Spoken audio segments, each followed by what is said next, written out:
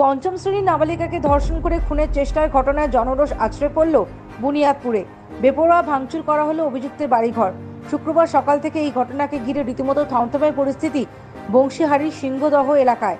যদিও ঘটনার পর থেকে এলাকায় মোতায়েন করা হয়েছে বিরাট পুলিশ বাহিনী।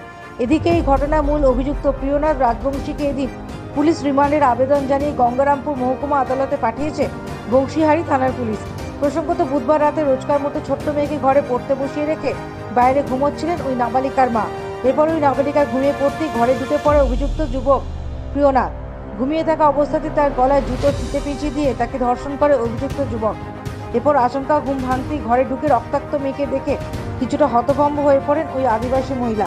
তড়িঘড়ি তাকে প্রথমে রশিদপুর গ্রামীণ হাসপাতাল এবং তারপর নিয়ে যাওয়া হয় গঙ্গারামপুর সুপার স্পেশালিটি হাসপাতালে।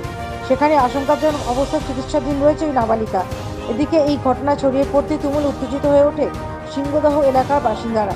চড়াও হন অভিযুক্ত যুবকের বাড়িতে, চালানো হয় বেপরোয়া ভাঙচুর, যাকে ঘিরে তুমুল উত্তপ্ত হয়ে ওঠে গোটা এলাকা।